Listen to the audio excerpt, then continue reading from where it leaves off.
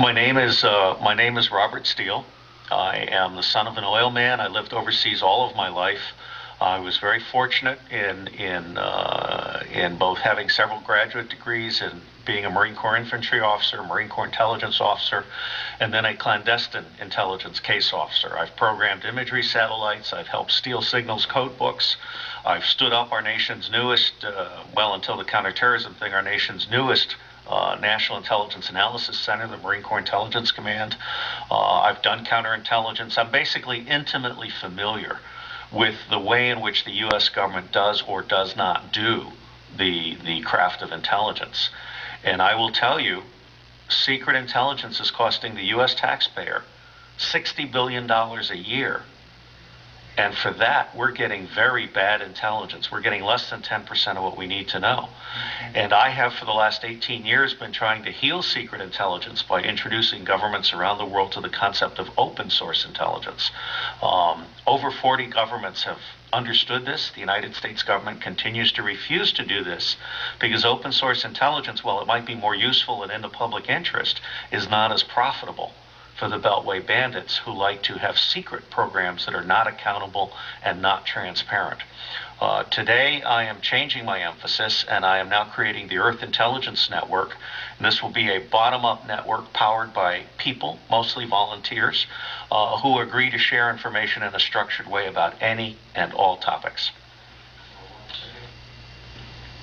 I think we can have a peaceful, nonviolent, legal revolution.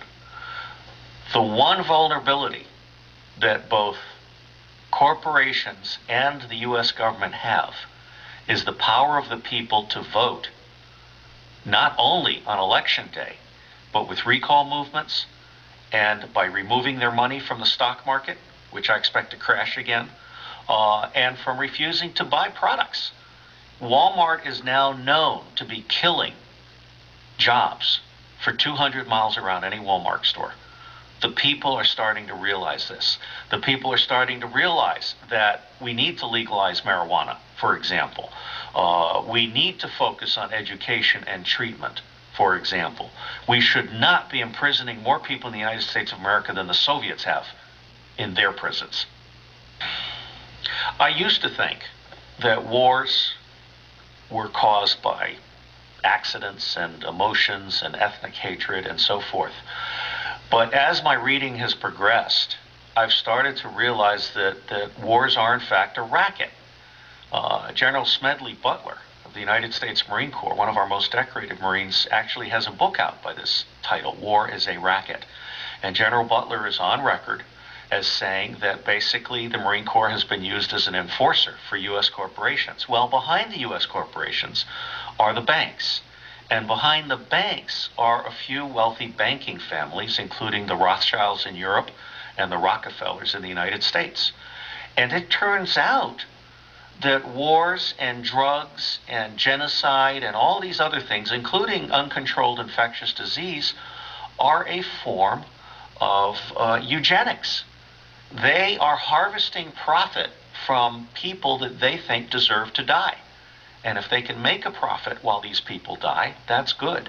If they can make a profit by redlining districts that fall down into drug decay and crime, they can then pick that real estate up for nothing and explode it in a very financially profitable way. So I have realized, and I was very impressed by Jim Marr's book, Rule by Secrecy, and that was the one that really got me thinking about the degree to which the American public needs to free itself from the banks. I think we need to close down the Federal Reserve. We need to print our own money, which is backed by the good faith and will of the American people, rather than borrow money from the banks, particularly when the borrowing is arranged at very bad rates, and it's arranged at the expense of the taxpayer and for the benefit of this few. Ricky Ross was basically entrapped by his circumstances and by the fact that Blandón was a CIA agent. It's Blandón that should have been shut down. And unfortunately, CIA is used by the U.S. government to support 44 dictators who are in turn enriching corporations and impoverishing their people.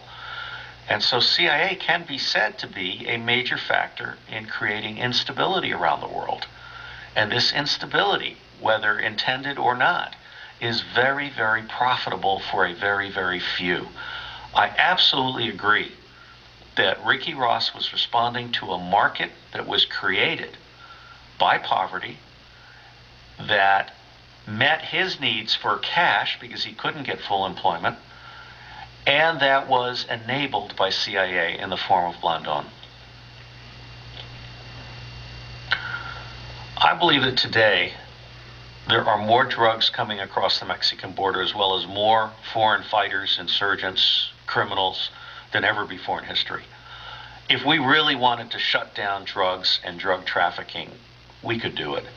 We simply are not willing to put the people on the border. We're not willing to enforce proper integrity because too many people are profiting from this. And the American people haven't realized that drugs and crime are actually a cancer that is not in the national interest. But the American people don't realize that the U.S. government is not seriously committed to actually stopping drugs.